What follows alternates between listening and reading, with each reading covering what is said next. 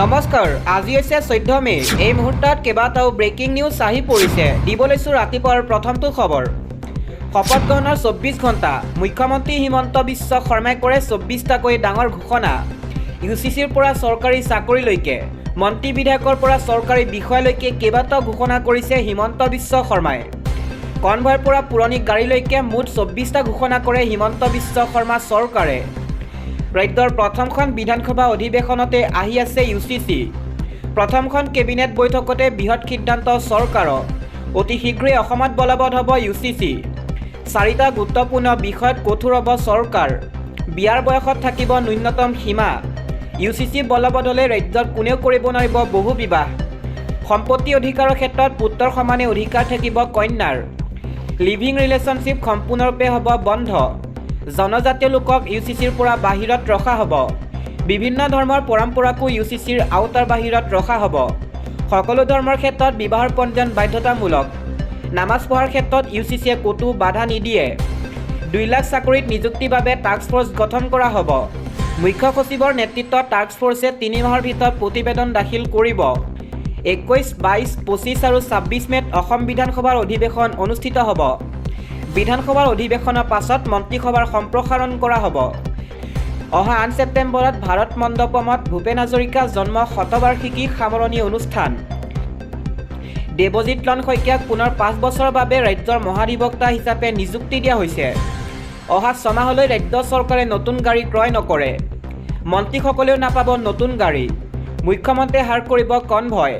ৰাজ্যপালৰ পৰা মুখ্যমন্ত্ৰীলৈকে কনভয় হ্ৰাস কৰা হ'ব। মন্ত্ৰী বিধায়কৰো কনভয় হ্ৰাস কৰা হ'ব। কোনো মন্ত্ৰী বিষয়াই বিদেশ ভ্ৰমণ কৰিব নোৱাৰিব।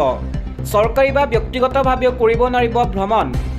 ভিডিঅ' কনফাৰেন্সৰ জৰিয়তে বিদেশত হোৱা আলোচনাত অংশগ্ৰহণৰ সিদ্ধান্ত লৈছে চৰকাৰে। অহা 6 মাহলৈ কোনো বিদেশী সামগ্ৰী ক্ৰয় নকৰে ৰাজ্য চৰকাৰে। পেট্ৰল আৰু ডিজেলৰ 15 পৰা 20 বছৰীয়া পুৰণি গাড়ী বন্ধ কৰিব চৰকাৰে। আগবঢ়াইছোঁ আন এটা খবৰ। ৰাজ্যৰ মুছলমান সমাজৰ বাবে সলনি কৰা হ'ব কেইবাটাও নিয়ম। এই সন্দৰ্ভত মুখ্যমন্ত্ৰীয়ে কৰে বৃহৎ ঘোষণা।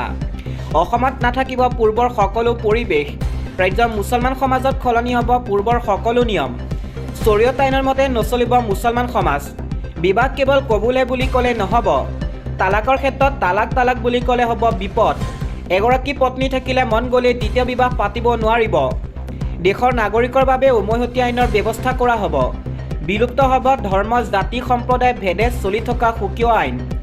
দেশৰ সংবিধানৰ নিৰ্দেশনাত্মক নীতিত দেৱানী বিধিৰ কথা উল্লেখ আছে। অসমত বন্ধ হ'ব লিভ ইন ৰিলেশ্যনশ্বিপ। বিবাহৰ পূৰ্বে একেলগে বসবাস কৰিব নোৱাৰিব প্ৰেমিক প্ৰেমিকাই। লিভ ইনৰ বাবে ল'ব লাগিব পিতৃ মাতৃ আৰু যাৱতীয় অনুমতি। জনজাতীয় লোকক UCCৰ পৰা বাহিৰত ৰখা হ'ব। সকলো ধৰ্মৰ ক্ষেত্ৰত বিবাহৰ পঞ্জীয়ন বাধ্যতামূলক। UCC বলবৎ হ'লে ৰাজ্যত কোনেও কৰিব নোৱাৰিব বহু বিবাহ। সম্পত্তি অধিকাৰৰ ক্ষেত্ৰত পুত্ৰৰ সমানে অধিকাৰ থাকিব কন্যাৰ। ৰাজ্যত বেদখলকাৰীৰ বিৰুদ্ধে চলিব মহা অভিযান। উচ্ছেদৰ মহাযজ্ঞৰ বাবে সাজু হৈছে হিমন্ত বিশ্ব শৰ্মা। শীঘ্ৰেই চলিব ৰাজ্যত বুলডোজাৰ। ইংগিত দিলে মুখ্যমন্ত্ৰী হিমন্ত বিশ্ব শৰ্মাই। দিব লৈছোঁ এটা ব্ৰেকিং নিউজ। চিঞৰি BJP হুংকাৰ মুছলমানৰ। এবাৰ বাংলাদেশৰ ঢাকা ৰাজপথত দেখিব পৰা গ'ল ভয়ংকৰ দৃশ্য। BJP বিৰুদ্ধে গাড়ীয়ে ওলাই আহিছে মুছলমান। BJP বিৰুদ্ধে বাংলাদেশত আৰম্ভ হৈছে প্ৰতিবাদ। শুভেন্দু অধিকাৰীক ওফৰাই মমতাক শাসনলৈ অনাৰ হুংকাৰ মুছলমানৰ। কোটি কোটি বাংলাদেশীয়ে ভাৰত দখল কৰা হুংকাৰ প্ৰদান কৰিছে। ভাৰতক দ্বিখণ্ডিত কৰা ভয়ংকৰ ষড়যন্ত্ৰ বাংলাদেশীৰ। ভাৰত অভিমুখে ৰেলী কৰা পৰিকল্পনা বাংলাদেশীৰ। ভাৰতৰ BJPক লৈ বাংলাদেশী মুছলমানে কৰে বিৰোধ। চিঞৰি BJPক হুংকাৰ প্ৰদান কৰিছে বাংলাদেশী মুছলমানে। বাংলাদেশৰ হিন্দুক নিৰ্যাতন কৰিম বুলি মুকলি ধমক প্ৰদান কৰিছে বাংলাদেশী মুছলমানে। 1971 দৰে পৰিস্থিতি সৃষ্টি কৰাৰো ভাবুকি প্ৰদান কৰা হৈছে।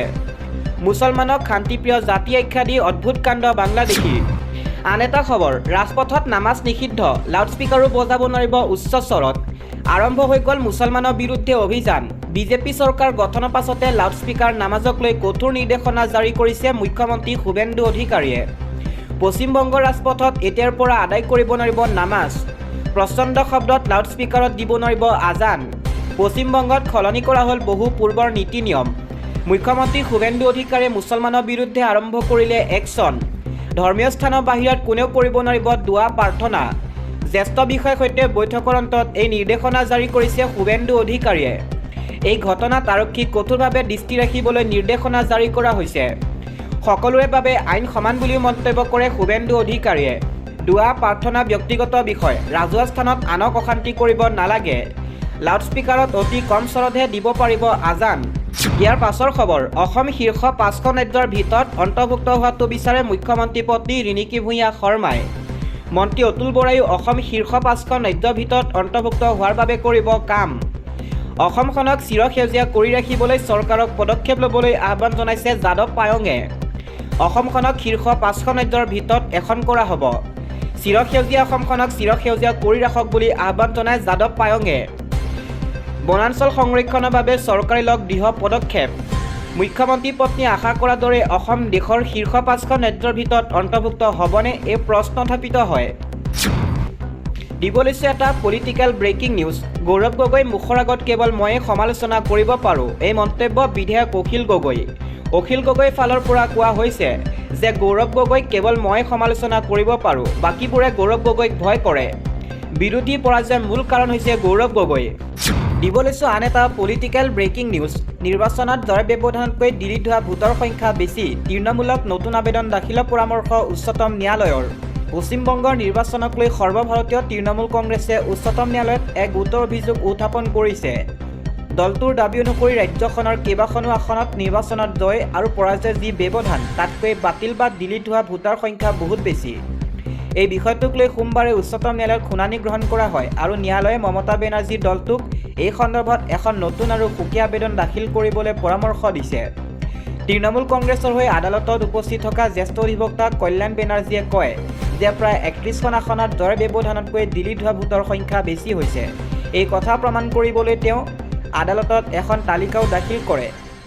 তেওঁৰ এই যুক্তি শুনাৰ পিছত ভাৰতৰ মুখ্য ন্যায়াধীশ ক্ষুদ্ৰকান্ত আৰু ন্যায়াধীশ জয় মল্লা বাগচীয়ে স্পষ্ট কৰি দিয়ে যে যিহেতু এই বাতিল হোৱা ভোটাৰবোৰে নিৰ্বাচনৰ ফলাফলত প্ৰভাৱ পেলাব পাৰে, সেয়েহে এই বিষয়টোৰ বাবে দলটোৱে এখন স্বতন্ত্ৰ অন্তৰ্বৰ্তীকালীন আবেদন দাখিল কৰাটো প্ৰয়োজন। আনহাতে ভাৰতৰ নিৰ্বাচন আয়োগৰ হৈ আদালতত উপস্থিত থকা জ্যেষ্ঠ অধিবক্তা DS নাইডুৱে কয় যে যদি নিৰ্বাচনৰ প্ৰক্ৰিয়াক লৈ দলটোৰ কিবা অভিযোগ আছে তেন্তে তেওঁলোকে নিয়ম অনুসৰি নিৰ্বাচনী গোচৰ তৰিব পাৰে।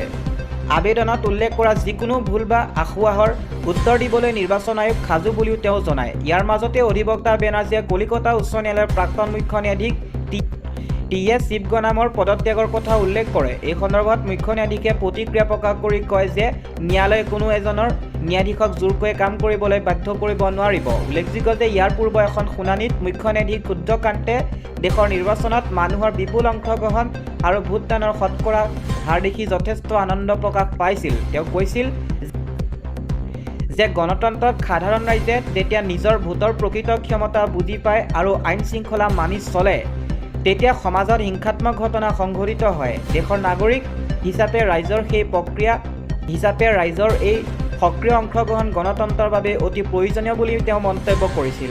দিব লৈছোঁ আন এটা পলিটিকেল ব্ৰেকিং নিউজ। মুখ্যমন্ত্ৰী চকীত বহিয়ে বিৰোধীৰ মাজত বিভাজন আনিলে বিজয় থালাপতিয়ে। দিব লৈছোঁ আন এটা পলিটিকেল ব্ৰেকিং নিউজ। মুখ্যমন্ত্ৰী চকীত বহিয়ে বিৰোধীৰ মাজত বিভাজন আনিলে বিজয় থালাপতিয়ে।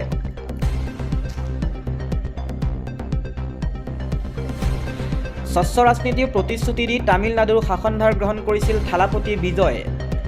কিন্তু মুখ্যমন্ত্ৰী চকীত বহিয়ে তেওঁ আন সাধাৰণ ৰাজনীতিবিদৰ দৰে কাম কৰিবলৈ আৰম্ভ কৰিছে। ক্ষমতা হাতলৈ অহাৰ লগে লগে তেওঁ বিৰোধী শিবিৰত বিভাজন অনাৰ চেষ্টা চলাইছে। শেহতীয়া পৰিস্থিতিৰ প্ৰতি লক্ষ্য ৰাখিলে দেখা যায় যে প্ৰয়াত নেত্ৰী জয়ললিতাৰ দল